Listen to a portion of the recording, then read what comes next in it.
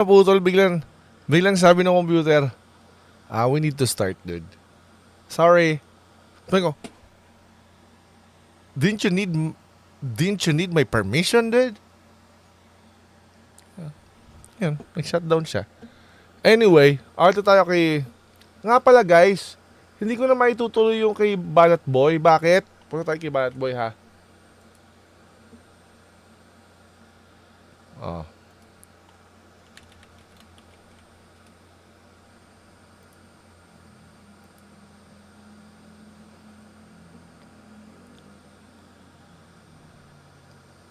Nakikita nyo ba yan?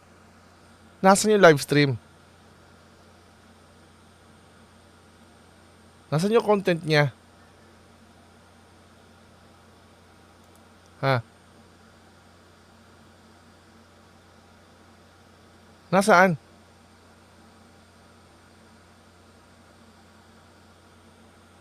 Ba't nawala?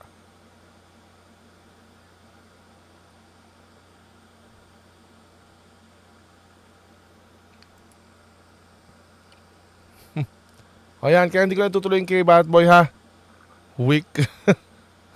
Wala eh. Nawala eh. Oh, anyway, punta tayo ito kay Francisco. Let's go.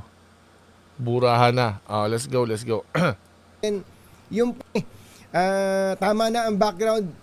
Diretsuhin nga po natin.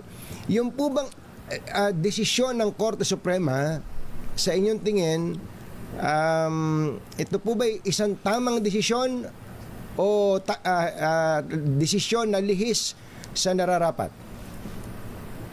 Ilang beses ko nang nabasa itong desisyon na ito. Talagang pinag-aralan ko dahil nga sa Francisco versus House of Representatives. At ako ay kumbinsido bilang isang abogado na tama ang desisyon na ito. Ako nga hindi abogado eh. Alam kong tama eh. Bago pa man nagdebate sa Senado, sa mga interviews ko, sinasabi ko na tama ito. Walang mali.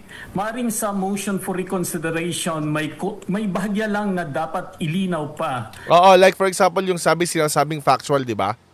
Pero, the argument still the same eh. It's still the same. Kaya mamaya natin si Tito Soto ulit. Kasi, kabubuhan eh. Alam mo bakit? Adjournment, yung adjournment na tinutukoy doon is, I'm thinking ko baka yun yung makorek. Okay, baka makorek yun. Pero, it doesn't matter. Why? Kasi nag-end nga yung Congress eh.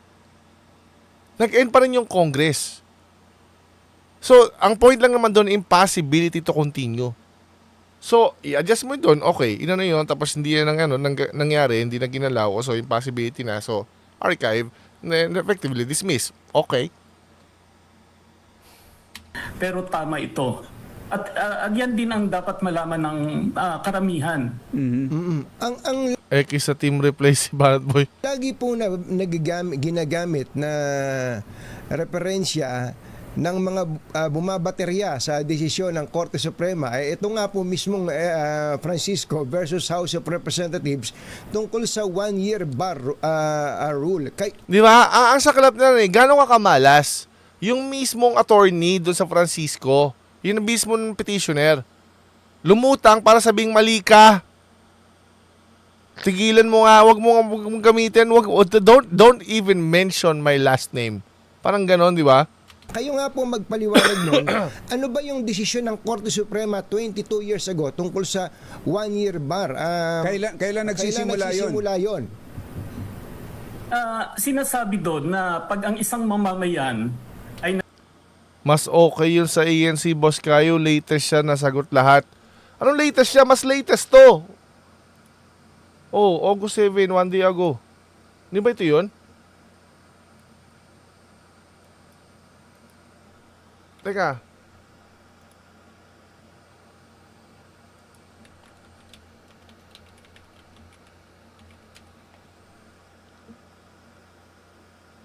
Two hours. Ito ba? Ito ba 2 hours? Oo nga no. Sige. Di tanggalin natin yung katunying. Basta, may natin baguhin. Court is set to tackle the motion for let's the go, Supreme let's go. Court is set to tackle the motion for reconsideration filed by the House of Representatives. There has been a heated debate among legal luminaries. Oo nga, salamat. 2 hours pala. on whether the lower house violated the rules in filing the impeachment case against Vice President Sara Duterte. Joining us now for his take on this issue, Attorney Ernesto Francisco Jr. He is the petitioner in that landmark Di ba? 2003 case, Francisco versus the House of Representatives, which continues to shape the country's impeachment law. Attorney Francisco, nice to be talking to you today. Thanks for joining us and welcome to the program. Yeah, good afternoon, Carmina, and thank you too. All right. So first off, you released that strongly worded statement about the Supreme Court ruling. I want to ask you, why did you feel that need to speak out about the ruling? Yun na magandang tanong. Tama. Kasi ginagamit siguro yung pangalan niya. Parang naiinis ako. Ayoko narinig yung apelido ko sa bibig nyo. Okay? Nandidiri ako. Magandang tanong yan. Thank you. Sino ka man? I'm very familiar with the rules, the House rules on impeachment, the jurisprudence on impeachment, because this controversy started in 2001 when I filed an impeachment complaint. The House changed the rules and barred a second impeachment complaint that I, together with other lawmakers, Realize na din ng media na puro isang side lang pinipicture nila. Tama. also filed. So when in 2003, when members of the House threatened to transmit an impeachment complaint, a second impeachment complaint to the Senate, I took it upon myself to immediately file a petition in the Supreme Court to ask that the certain sections of the House rules on impeachment be declared unconstitutional. Oo, dahil sa binago nga yung rules, okay? And that is the Francisco ruling. The Supreme Court declared these provisions in the Francisco versus House of Representatives as unconstitutional. Why? They violate our Constitution. And now, because of this recent Get my name out of your effing mouth. SC ruling, you Bothering na kasi yung interpretation ng iba against SC. Oo nga iba, parang yuck. felt that need to add your voice to, the various comments to be neutral about it that the Supreme Court ruling had. Why did you see that need to add your voice? Go ahead. Yes, because the Supreme For Court context. decision cited repeatedly the Francisco ruling. Now, the House claims that they followed the Francisco ruling, which is actually Not true. Kasi hindi nga nila pinalo, di ba? in the House was incorporated in the House rules on impeachment right after the Supreme Court promulgated the decision in 2003. I have to point out that it is not true that the House followed the Francisco ruling. Okay, or how their did they House rules how on did they impeachment. not sorry to cut you there. How did the House not follow the Francisco ruling? Because hindi dumating sa Committee on Justice. Yun yung proper pasok di ba? So hindi nangyari yung sa Francisco. Bakit mo ginagamit sa Francisco kung hindi yun yung ginawa mo? Baka ginagamit mo lang yung Francisco as your reference point kung paano i-circumvent yung 1-year bar rule. Yun yung ibig niyo sabihin. To your mind. Go ahead. Yes, because what the House should have done is that when the first impeachment complaint was filed on December 2, 2024 by citizens and endorsed by a member of the House, what the Secretary General should have done was to refer it right away on the following day or even on the same day, December 2 or December 3, to the Speaker, and that impeachment complaint should have been referred to the Committee on Rules so that it can be included right away in the order of business. The House did not do that. The House, until a second and third impeachment complaints were filed on December 4 and December 19, 2024, and the Secretary General continued to sit on this impeachment complaint. As a citizen who has filed an impeachment complaint several times, I would not agree to that. I expect that as a citizen, it is my right to Exactly, yan yung argumento natin, di ba? Yan yung argumento natin. Teka lang. Vinolate mo naman yung unang nag-file. Verified naman and endorsed. Kaya nga sabi ko eto mga bobong to, yung mga nando sa side ng mga unang nag-file na yung 3 complaints. Hindi ba dapat mainis kayo? Kasi nga inupuan at hindi yun yung pinadala. Hindi ba yun yung point? Parang teka lang. Ba't mo inuna yan Ako yung may complaint. Sa akin yung una na verify. Tapos ibabasura mo lang mamaya.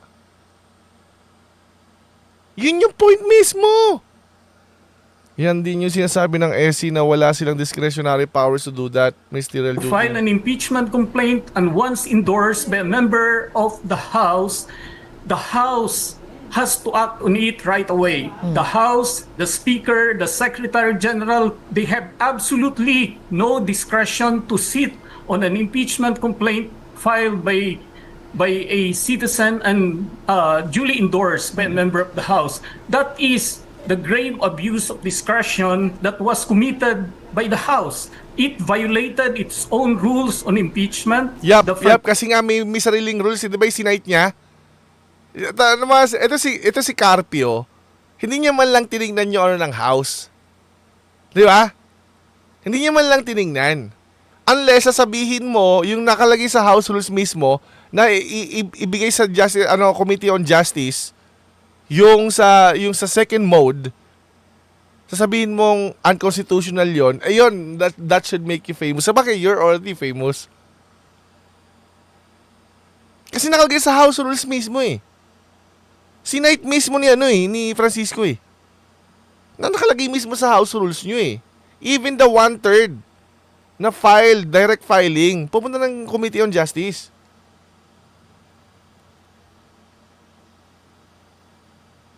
Sa sarili niyong rules. Unless sasabihin ni Carpio, ang constitutional yan, kailangan declare ng Supreme Court na unconstitutional yan. Francisco ruling as well as our Constitution. What do you then nga Pokemon, di ba? think about members of the House, Attorney Francisco, who said that if that is the case then unahan na lang. Unahan na lang kung sinong mag-file because that essentially sets the clock in motion. No, not really. Your thoughts? It's not true, Carmina. No. If we look at if we look at the provision of the Constitution carefully and examine the House rules of impeachment, after the impeachment complaint is included in the order of business, the House as a body, as a plenary, has 3 session days to refer it to the Committee on Justice. Oh, there you go! Di ko pa ito napanood, ha? Yun na nga yun 3. Oh.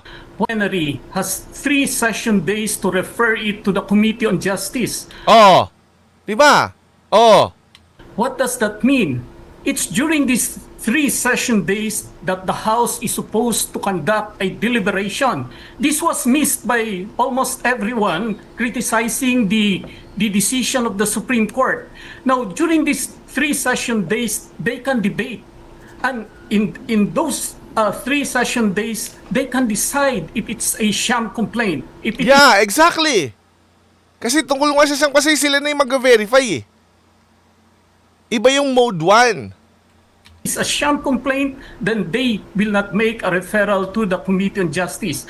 That is the safeguard that is in our Constitution as well as in the House rules on impeachment. Ibig sabihin, yung sinasabi na kapag sham yun, it won't trigger the 1-year bar rule. Sinabi rin sa Supreme Court decision yun In fact, the Supreme Court ruling, the 97-page ruling, had that specific item in its decision dealing with sham complaints. So it's very clear that once it is forwarded to the Committee on Justice, that's the only time the clock will start ticking. Is that correct, Attorney Francisco? Yes, and that applies not only to an impeachment complaint that is filed by citizens and endorsed by a member or members of the House. Even the 1/3 direct filing. Yun yung sinight niya last time. Of representatives or an impeachment complaint that is filed by a member or members of the House of Representatives. That applies also to a situation where the impeachment complaint, as in the case of the fourth impeachment complaint, was filed by members of the House of Representatives comprising at least one-third of the House. Yeah. And the proof of that is that it's in the rules of procedure in impeachment proceedings of the House. There it is! Anong karpyo? Anong karpyo? Magpahinga ka na kasi. Mag-retire ka na. Retired ka na pala. Oh, naisip mo ba yun? Yung house rules. Unless sasabihin mo unconstitutional yung house rules, dahil nilagay doon yung due process, oh, unless sasabihin mo unconstitutional yun, di tapos na usapan. Sino magmumukhang tanga lalo? Oh, di ba sinabi ko na, di ba yun yung hinahanap ko? Nasaan yung Committee on Justice sa kabilang side? Di ba?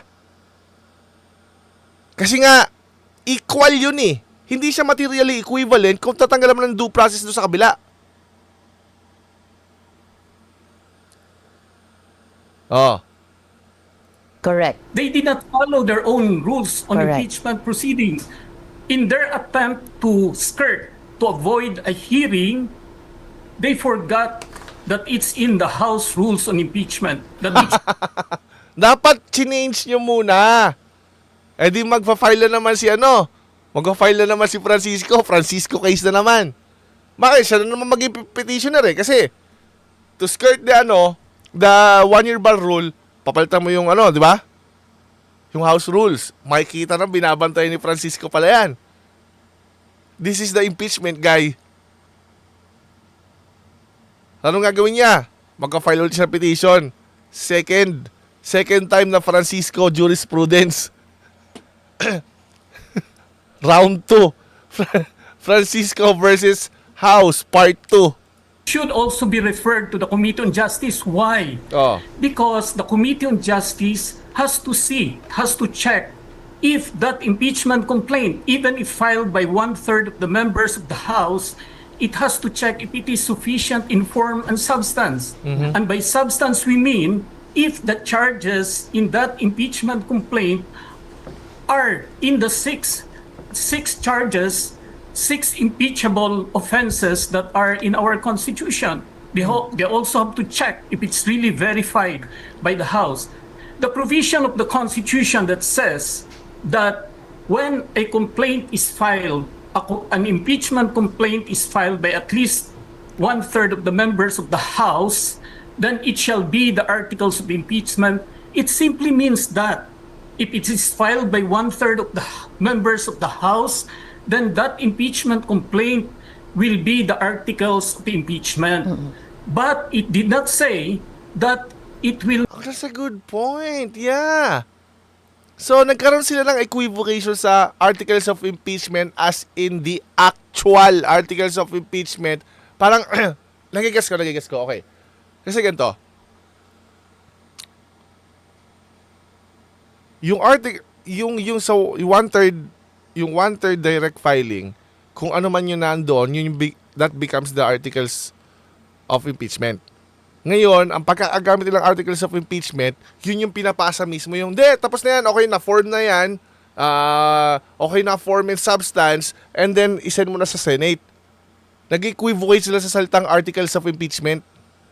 It will not go to the Committee on Justice. It will not be deliberated by the House because an impeachment, the initiation of an impeachment proceeding, as well as the initiation of an impeachment case, which is the transmittal to the Senate, is the act of a House. The House has to vote. Yeah. You know, glad that you brought that up because we brought that up as well several times. But this is what they're saying. They're saying this wasn't done in the previous impeachment complaints.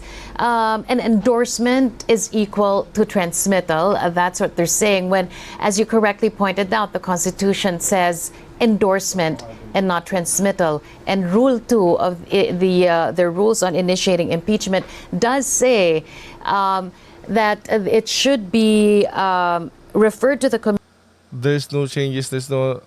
Yeah, wala naman talaga. Hello, Teacher Mark. Committee on Justice for modes A, B, and C. Pero ang sinasabi nila, Attorney Francisco, hindi naman to ginawa dati. Bakit ngayon gagawin? Bakit ngayon bawal? Dati naman hindi ginawa. It is because of this. The Supreme Court acts Teka lang, alam ko dahil sa House Rules. on a situation that is presented to it. Exactly, tama. Kung ano yung presented, yun lang. In 2003, it was presented with a different situation. So the Supreme Court has to interpret based on the facts and based on the Constitution. And Ito yung sinasabi ko. Ito yung pagkakaiba. Ito yung pagkakaiba mismo. Bakit? Kasi, yung impeachment court judges, senator judges, they search things about the case. The Supreme Court, hindi kung ano ipipresent mo sa kanila, yun yung didesisyonan nila. Kasi that's how you do it. Kaya nga hindi sila prone sa political bias. Hindi sila prone sa bias. Bakit? Kasi kung ano yung nasa harapan nila, yun yung gagawin nila. Yun yung desisyonan nila. Hindi sila magdo-due diligence para to actually research it. Hindi sila investigative force. Di ba? So kung ano yung present sa kanila, yun lang yung ano yun. Kasi matitingnan siya kasi as bias eh. Kapag ka, oy, ito, hindi nasabi nung ano, may ano dyan. Paano mo nalaman yan? Wala nang presented na ganyan eh. Para sa debate, kung ano lang yung presented, yun lang i-judge. Right? Oh, yun ang sagutin mo. precedents. Now, here, the Supreme Court was presented with a new set of facts. So, what the Supreme Court merely is to interpret these facts based on the Constitution, to interpret the Constitution, and to determine if there was grave abuse of discretion on the part of the House, and there was. The narrative, though, that's playing out in the public, Attorney Francisco, is that the transgression did not emanate from the House. It was the Senate who caused that by delaying the process. What are your sentiments about the delay that we all saw that led to eventually giving the Supreme Court that space to come out with this Supreme Court ruling, and then the subsequent vote that we all saw at the Senate a couple of days back, Attorney Francisco? I am in the outside looking in, and I could see just SC is not trial of facts. SC is not trier of facts. Yes, the interpretation of the law evolves a new circumstances. Naku, DDS yung si Atty. Francisco, malamang ginaslight ng SOR Senate at SC sa kalokohan nila. Di ba, by kabubuhan naman reading the nila? news, I could see that something went wrong. Perhaps the senators or some of the senators or most of them also saw that something went wrong. Something was very wrong in how it was done, and that the Supreme Court decision is actually correct. For instance, if I may ask, because some are saying that there was a vote on the fourth impeachment complaint. Wala. Repeatedly, I've been hearing that, but that is not Yeah. Maraming nga nagsasabi niyan. Lagi ko sinasabi, walang botohan, pirmahan lang yon. true. If you examine the records of the House, this fourth impeachment complaint was not voted on in plenary by the Yeah, hindi nga. House. What the House voted on was the transmittal to the Senate. That is not enough. Before you can transmit an articles of impeachment, it has to be deliberated on and voted on by the House.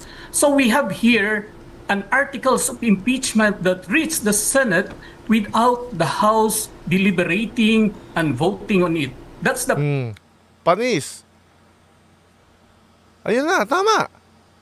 Yun ang problem. And I think it's possible that the Senate or some senators saw that and they were waiting for the Supreme Court to decide. ba't kasi inaantay?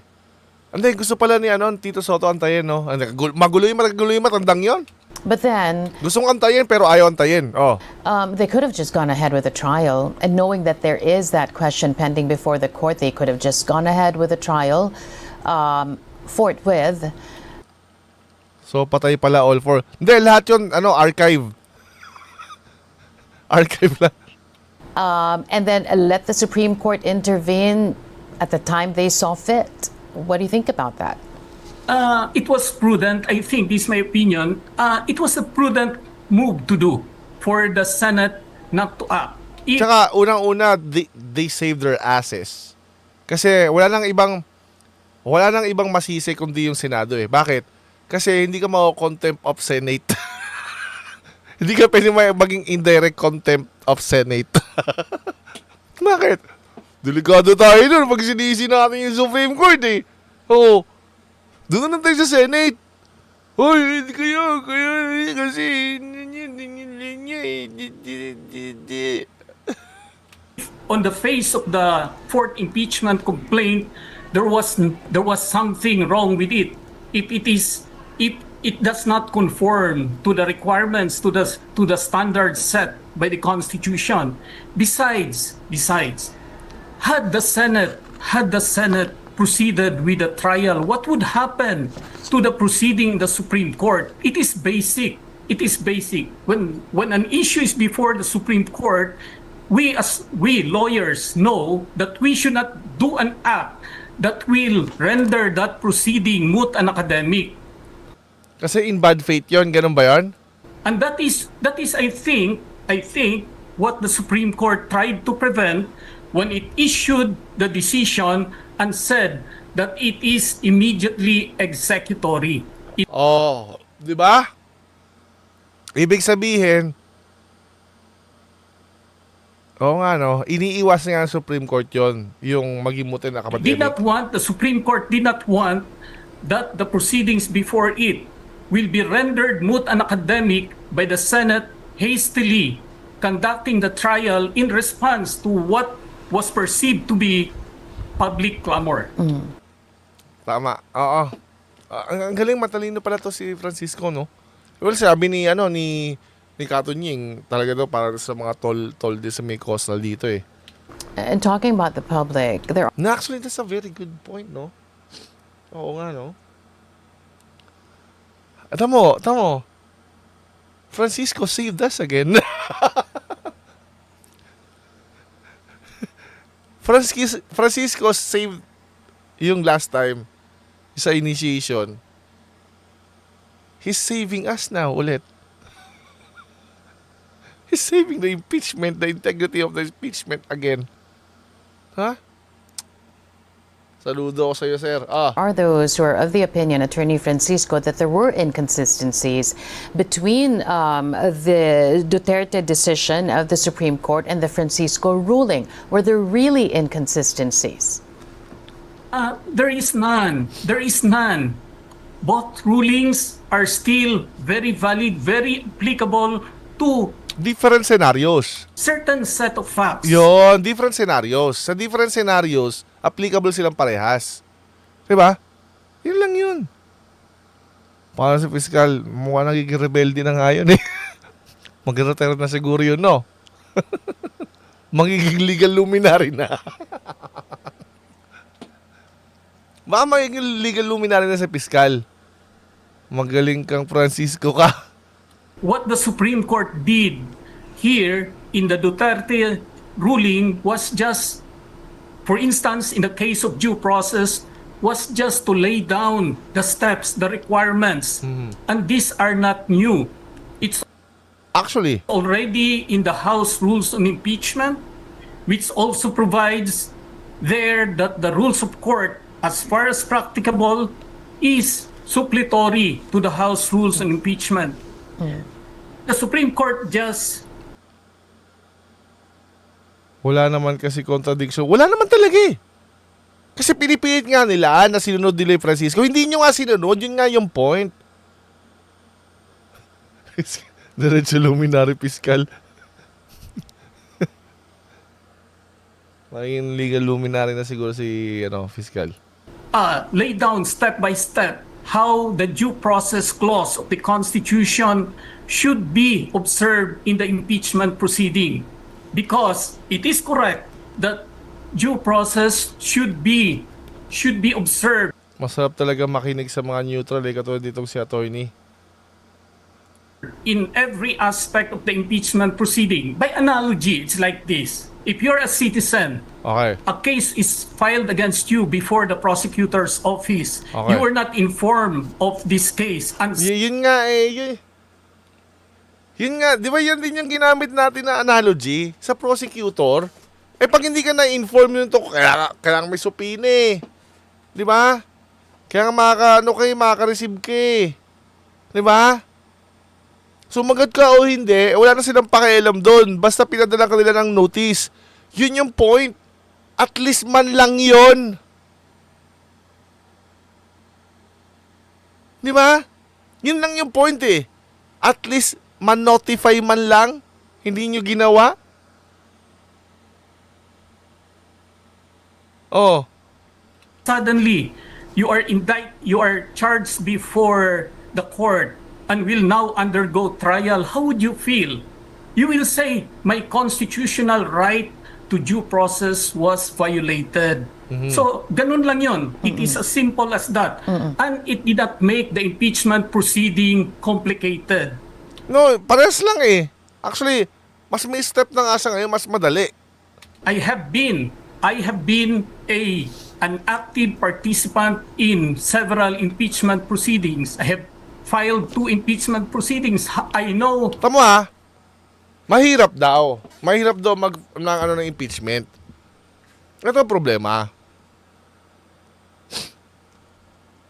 Naapektuhan lang naman yung mode 3, di ba? Yung mode 2. Yung mode 1, it stays. Right? So, paano mahirap? Yun nga yung problema eh. Dahil di nyo sinunod yung madali. How it feel as a citizen filing an impeachment. I know what the rules say. I know what is right and what is wrong. And there's nothing wrong with what is laid down by the Supreme Court in the Duterte decision. This is just my opinion. Yeah, to your mind, they did not set any new rules because that's what those who are opposed to the ruling are saying, that the Supreme Court made it difficult now for anyone to file an impeachment case because of these new rules. But as you just point out, these are not new rules. This is part of the Constitution. And it's part of the House rules. The due process clause of the Constitution. It may not be in the House of Representatives rules, but it's part of the due process clause of the Constitution. Yeah. But here's what they're saying. As a co-equal branch of government and as the institution from which an impeachment complaint should emanate from, they have the sole prerogative to craft their own rules. What do you say? But even in their own rules, it's there. That's the problem, dude. Carpio, debunk mo nga, Carpio. Yung dalawang Carpio, debunk nyo nga. Nasa House rules mismo, yun yung problema eh. To that? The Constitution says that the House Siya yung dinogso ni Kayo nung nakaraan, kaya ngayon bitter pa rin.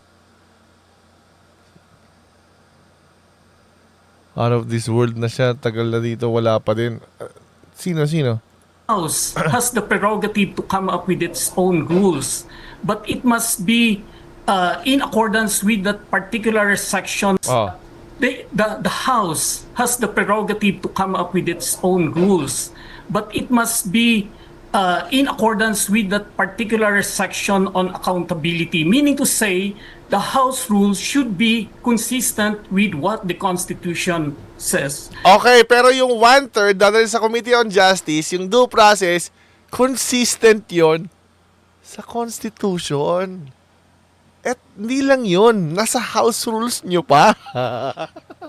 Wala na, durog na kayo dito. Says, and when it veers away from Akit daw si Robert. Sino sabi niya?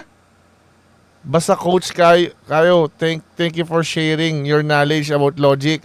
Mahirap maabot but we will do our best para matuto. You are a blessing. Salamat San God, Nika. Teka, andyan si Robert? Akit daw siya? Sabi niya? Asan? Parang si Carver. Halika. Akit ka. Bilis. Akit ka. Bilis, akit ka. Halika, susunugin kita live. Bilis. Puro kayabang dyan. Wala ka naman yatang bayag. Halika dito.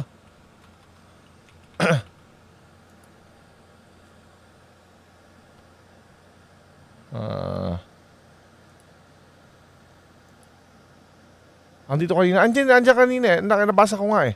Ay, Robert Chavez umuwi. Bawal na ba opinion? Ano bawal na opinion? Halika. Bilis. Ay, yabang mo. Wala ka naman binatbat. Hayop ka. Halika dito. Pakita mo, may tulo ka naman eh, di ba? Wala na yan. Bilang na yung araw mo dyan sa mundo kasi may tulo ka eh. Bilis. Hala.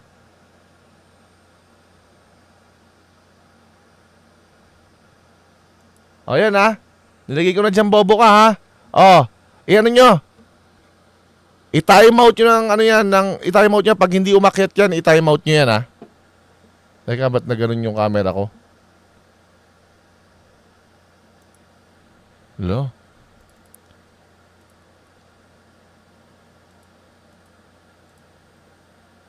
Yan. Kapag hindi umakyat yan ngayon ha, hide ka ditong bobo ka. Magamot ka muna tulo mo. From that, or if the House rules are lucky, consistent with what the Constitution says, and when it veers away from that, or if the House rules are lacking, then the Supreme Court at the right time can step in. Let me cite kung hindi kung inconsistent, di ba? Kung contradiction sa Constitution. Yun talaga. the Supreme Court at the right time can step in. Correct. Let me cite this as an example. In 2003, when I filed Francisco versus House of Representatives, there was nothing in the Constitution that says when that one-year bar rule will be deemed initiated. It was not also in the House rules. Wala nga rin. Sa jurisprudence na galing yon, di ba? So, kung pwede lang gawin yon, how is this not allowed? Supreme Court, based on those facts presented to it, and wala yan kayo, kahit sa ibang channel, burao din yan. Hanggat di ka umakit, yung may tulong si Robert Chavez. Ang yabang mo yan. Hinanapan niya, sabi niya, daw debate qualifications ko. Sabi ko, you can actually search it. I have formal debates. Sa'yo, meron? Ikaw yung naghanap sa akin, nung hinanapan kita, wala ka mapakitang bobo ka. O ngayon, pag hindi ka umakit ngayon, hide ka, gawa ka ng panibagong troll account, tapos sabihin mo, Robert Chavez ulit, tapos i-hide ka ulit, bobo ka. Diba? Puro ka lang naman kabubuhan. Diba? Ayan di makakayat, diba? 3 made tamo, pati bot. Pati ba naman bot? Titira ka dahil sa kabubuhan mo. determination and lay down that it is from the filing of the impeachment complaint and the initial action of Congress. Which Yun yung binabanggit ko, di ba? Yung initial action. Kasi binanggit ng Supreme Court yun eh. Sa decision sa Duterte, binanggit nila yun eh. It only requires initial action. Okay? Doon nila ngayon hinugot. Okay? Sa decision sa Francisco. include a referral to the Committee on Justice. That was new in 2003. But Yeah. what did the House then, and even those pushing for the second impeachment complaints, which were 1/3 of the members of the House then, they did not question that. Wait. 1/3 din yung noon. Okay?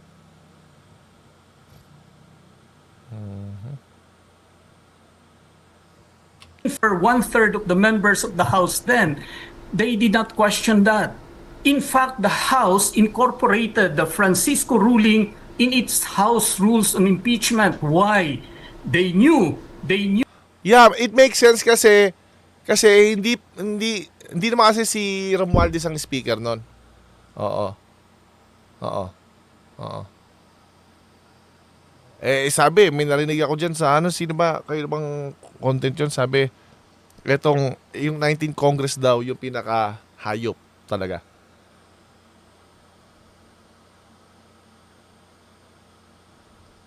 Diba? Pati sa budget, diba?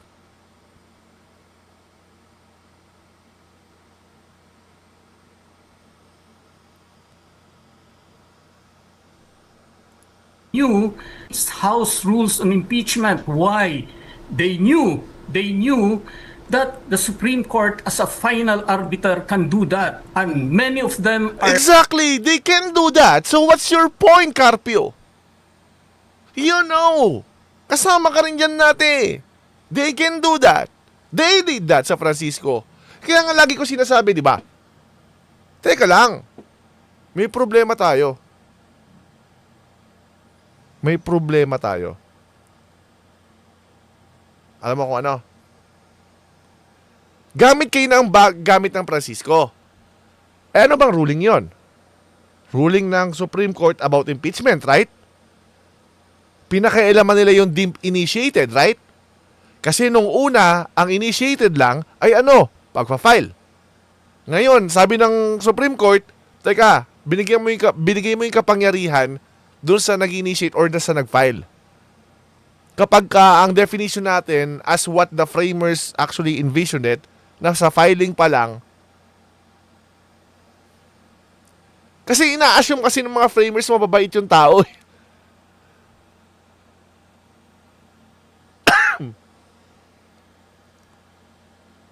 Kasi ina-assume ng framers na pag may nag-file ng impeachment, tototohanin. Marami kasi naka-imbento na mag-file tapos marireach yung one year bar rule. Sakit sa ulo, di ba? Kaya ginamot sa Francisco yun ngayon. Ay sabi, hindi pwede ito, binigyan natin yung kapangyarihan to actually initiate, exclusive to initiate, hindi sa House kundi sa complainant.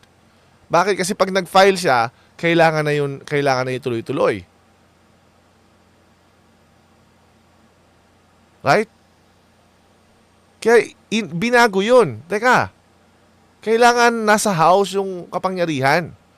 So, inassume na naman ng Supreme Court nun na yung House ay hindi gagawin yung mga katarantaduhan na ginawa nila. Right? Noong una, sa bagong Francisco, hindi inaasahan ng framers, natatarantaduhin ng mismong i-impeach para i-trigger, wala pa rin 1 year bar rule nun. Pero yung not more, derive yun kasi sa cannot be filed more than once, right? Cannot be initiated more than once. Yun yung problema. Hindi naman kasi iniisip ng framers noon, ay tarantado to, iti-trigger mo pala yan. O ngayon, ganun din yung nangyari. Inayos sa Francisco. Ngayon, ang issue dito, ang issue dun kasi, doon sa Francisco, alam mo kung ano? Complainant. Yung magka-file. Yun yung issue. Dito ang issue, yung House mismo. Yung mga hayop. Yun sila mismo. Nakakahiya, nakakadiri.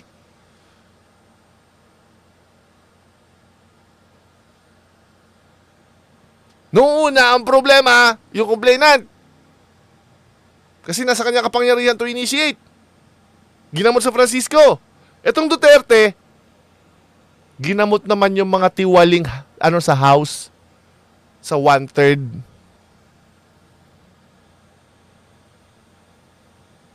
Noong una sa complainant yung ginamot, sumunod naman tong 1/3, which is complainant din.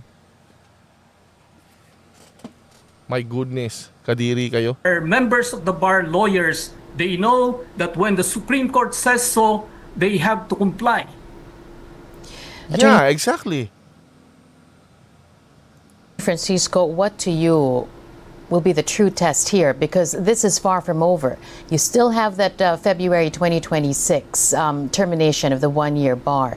even the Supreme Court said their ruling doesn't absolve the Vice President of anything. It doesn't Wala naman yung kinalaman na doon eh. prevent anyone from filing a new impeachment complaint. So Yeah. two things. Once the decision is final and executory after the MR from the House of Representatives, and once that February 2026 deadline lapses, what to you is the true test here that everything that we just saw is not all for show coming from the politicians and lawmakers of this country, Attorney Francisco? I beg your pardon. Can you repeat Pucha. the last statement? What Okay na sana eh. Nainis ako sa'yo,